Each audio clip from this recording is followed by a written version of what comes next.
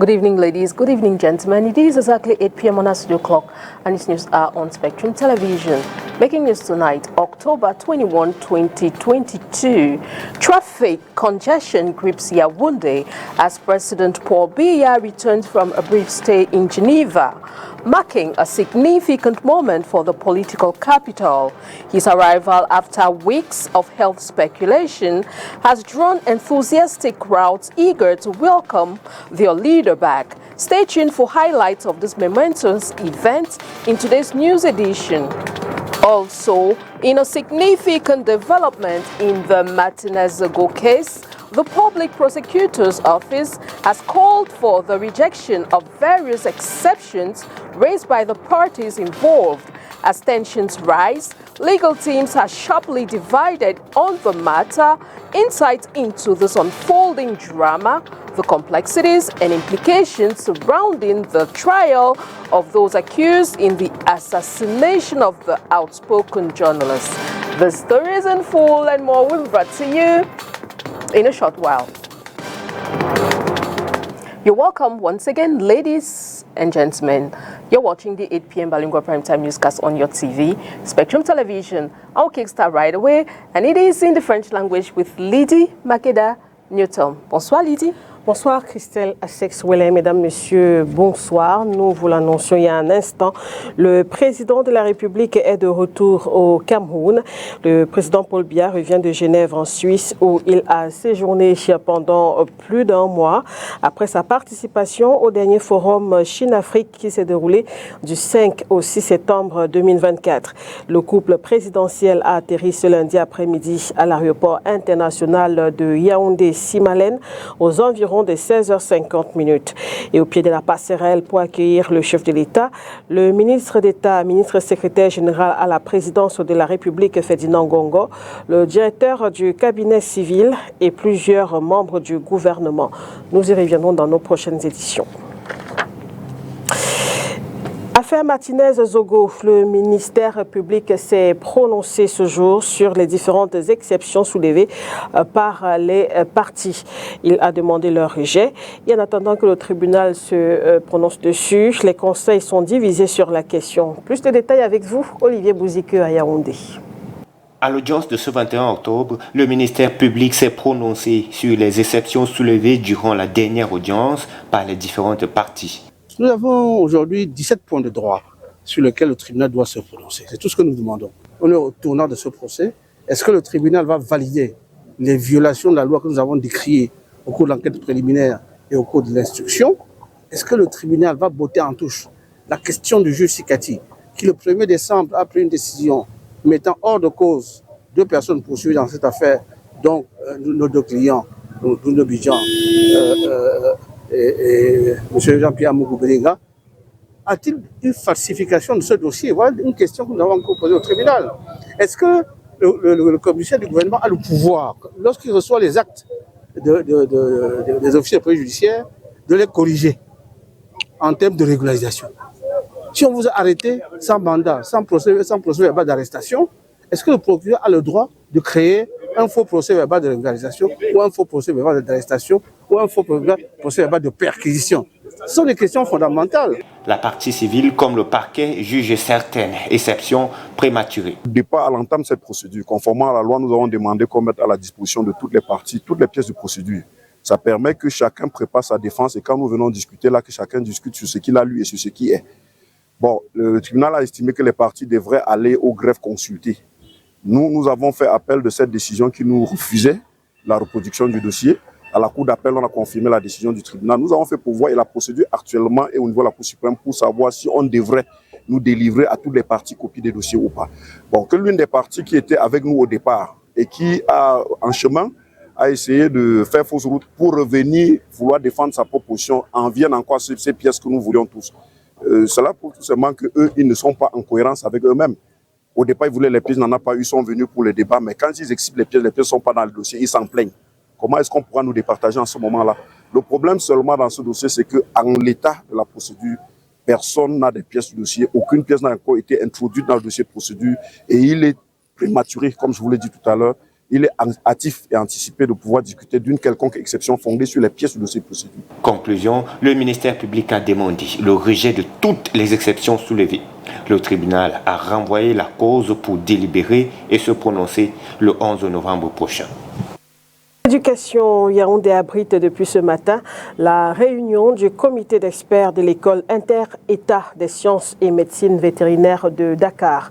Les travaux qui vont durer 3 jours se déroulent en prélude à la 53e session ordinaire du conseil d'administration de l'institution qui regroupe 14 pays francophones dont le Cameroun. Plus de précisions avec vous, Inès Pongo.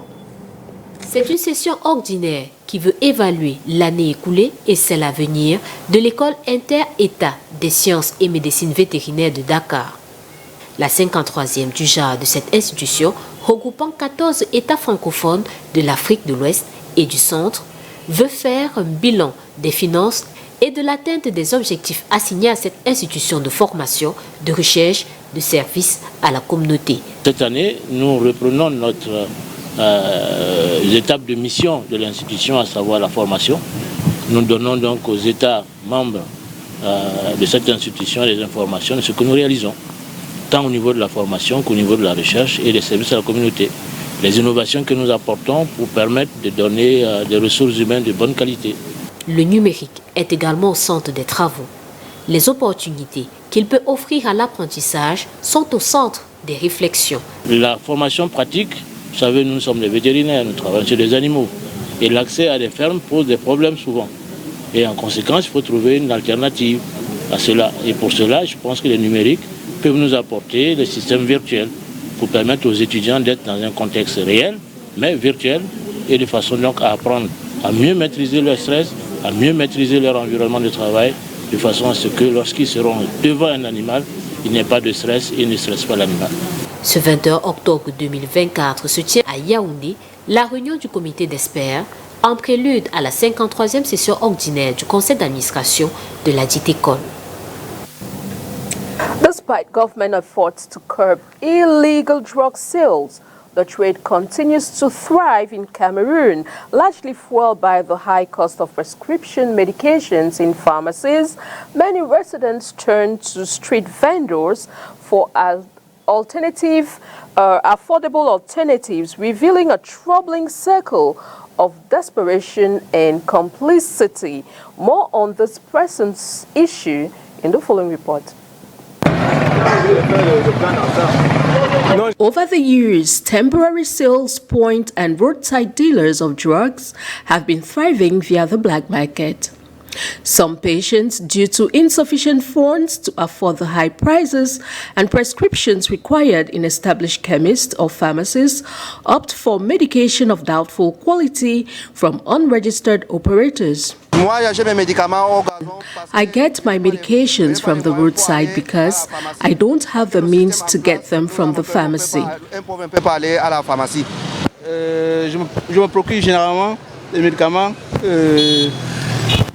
Generally, I get my medications from a registered pharmacy, but due to the lack of finance, I get my drugs from the roadside. Les moyens ne me permettent pas de me procurer les médicaments en pharmacie.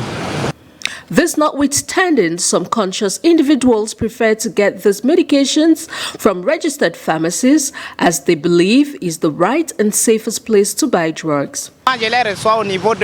I get my drugs from any registered pharmacy in town as it's the best and only place to get them from, and I advise others to do the same. According to the economic daily magazine Eco Matin, in its State of Affairs feature has it that the state of Cameroon loses nearly 33 billion francs CFA each year as a result of the informal distribution channel of medicines. To this effect, the Ministry of Public Health has unveiled various initiatives which have been put in place not only to strengthen repression against vendors of fake or illegal drugs, but also clean up the drug distribution channel in conventional pharmacies as well as in those equipped in public hospitals. La ville de Douala, comme vous le savez, croule sous le poids des ordures ménagères. Une situation susceptible de provoquer des maladies infectieuses, notamment chez les personnes qui vivent ou qui exercent une activité commerciale près de ces ordures. Et pour en savoir plus, nous sommes allés à la rencontre d'un pneumologue. Reportage. Des montagnes d'ordures jonchent de plus en plus les rues de la ville de Douala. Par endroits, certains y exercent des activités commerciales à longueur de journée, juste à côté de ces déchets. Pour savoir si vivre ou exercer un commerce près des ordures ménagères peut avoir un impact sur notre santé, nous sommes allés à la rencontre d'un médecin. Le problème de vivre près des décharges ou de commercer près des décharges expose à de nombreux problèmes d'ordre sanitaire, au premier rang desquels on peut citer tout ce qui est maladie infectieuse. Toutes sortes pour être compris de tout le monde, toutes sortes de microbes qui peuvent émaner de la décomposition des ordures ménagères de toutes sortes. Certains sont des produits chimiques, certains sont des produits végétaux. Ceux-là sont un petit peu moins dangereux, les produits qui sont biodégradables, mais on retrouve un petit peu de tout. On retrouve des roues de voiture en feu, on retrouve tout ce que vous voulez. Donc pour moi, le premier impact est un impact d'abord sur le risque infectieux, notamment, je veux dire, quand on vend en plus des aliments auprès de ce type d'endroit, le risque d'avoir toutes sortes de maladies digestives infectieuses, comme des gastro-entérites ou des maladies de la typhoïde, parce que la typhoïde vient beaucoup de ce qu'on mange, même si beaucoup de gens ne le savent pas. Ce risque est largement augmenté quand il y a une accumulation de poubelles et qu'il y a des gens qui vivent autour ou qui commercent autour. Ajoutez à cela la dégradation de l'environnement, car l'air qui est respiré par les uns et les autres est un air pollué, selon ce spécialiste des maladies respiratoires. Le second point est sur le plan environnemental, c'est-à-dire qu'il y a certainement une détérioration de l'environnement. L'air qu'on respire autour de ces grandes décharges à ciel ouvert est un air largement pollué qui peut contenir toutes sortes de substances.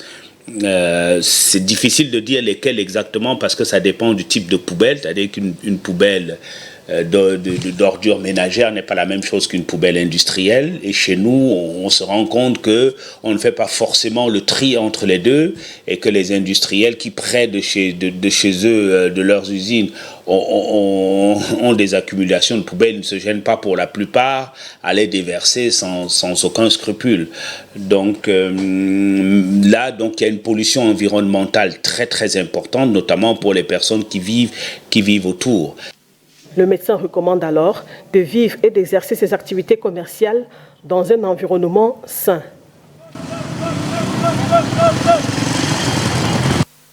Religion à présent, la paroisse EEC de Lonkac, c'est à Yaoundé, a un nouvel ouvrier. Le 5e pasteur de cette communauté a officiellement été installé dans ses fonctions hier dimanche.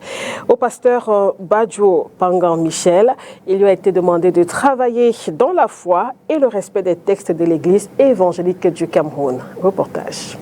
Jour de fête à la paroisse de l'église évangélique du Cameroun de Lonkac. Un nouveau berger y est officiellement installé ce dimanche 20 octobre 2024.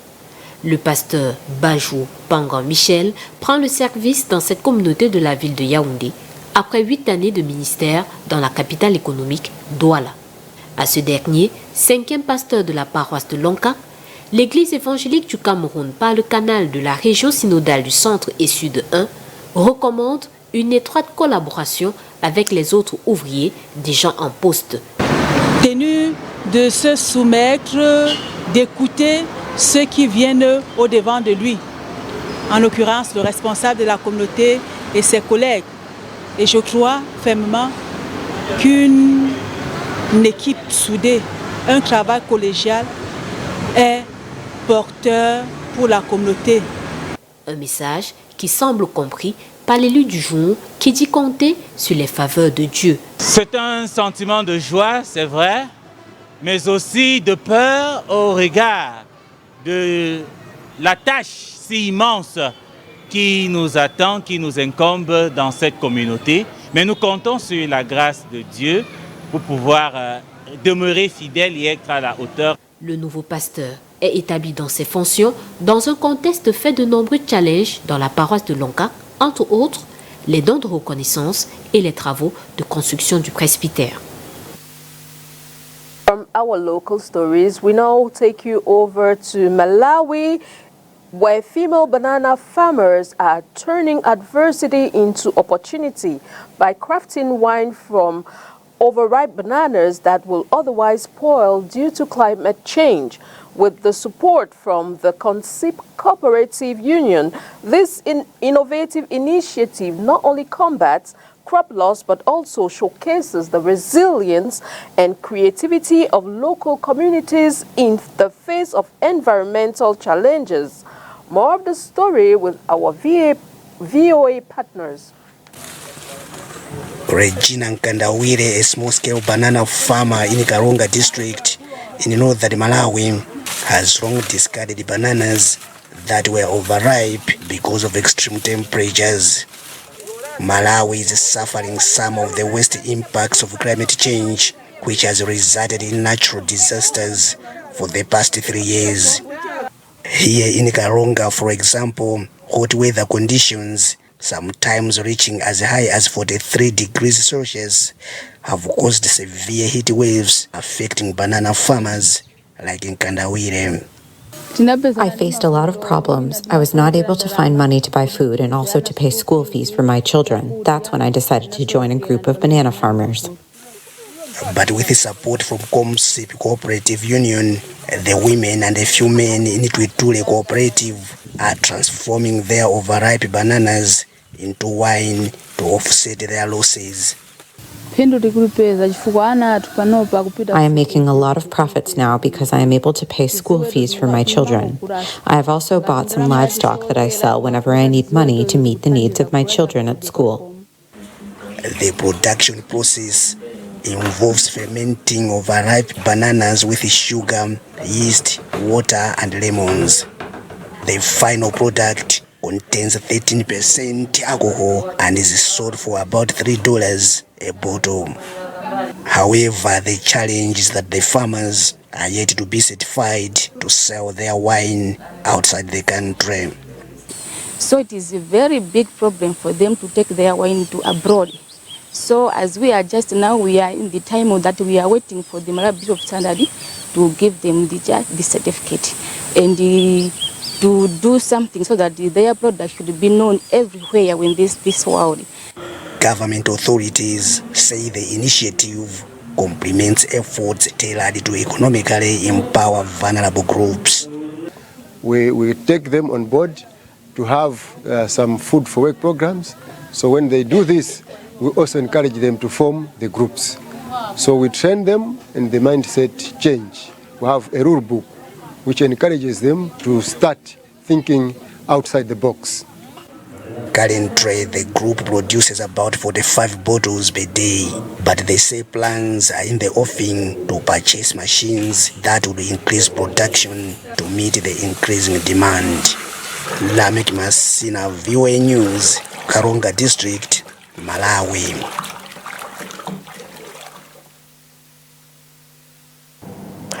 L'actualité à présent sur le continent africain, toujours en République démocratique du Congo, violent combat entre le M23 et les milices pro-gouvernementales.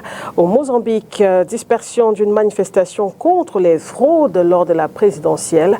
Et puis au Tchad, les transformateurs refusent de participer aux élections. Le résumé de l'actualité africaine de ce lundi, c'est avec la Voix de l'Amérique une fois de plus. En RDC, de violents combats ont éclaté dimanche dans l'est du pays entre les rebelles du M23 et les milices pro-gouvernementales Ouazalendo. Au Mozambique, une manifestation pour dénoncer des fraudes lors de la présidentielle a été dispersée au gaz lacrymogène lundi dans la capitale Maputo. Au Tchad, Succès Masra, président des transformateurs, premier parti d'opposition, a annoncé son refus de participer aux élections législatives et communales prévues le 29 décembre. Au Kenya, un immeuble résidentiel de 8 étages, promis à la démolition, s'est effondré dimanche dans la capitale Nairobi, piégeant plusieurs personnes sous les décombres.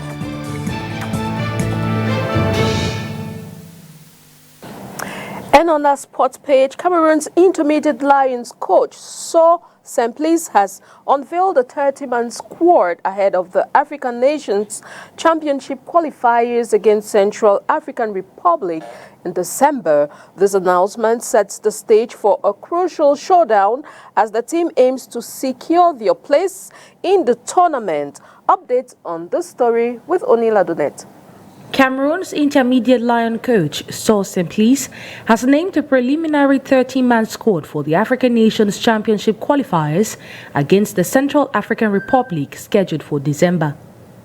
The list made public this Monday at the Fecafoot headquarters features 3 goalkeepers, 10 defenders, 8 midfielders and 9 attackers. Already preparing for the double confrontation against Central African Republic, and we have that advantage that we are playing by the second preliminaries, meaning that this month we will not be involved, giving us the opportunity to have at least more than one training camp.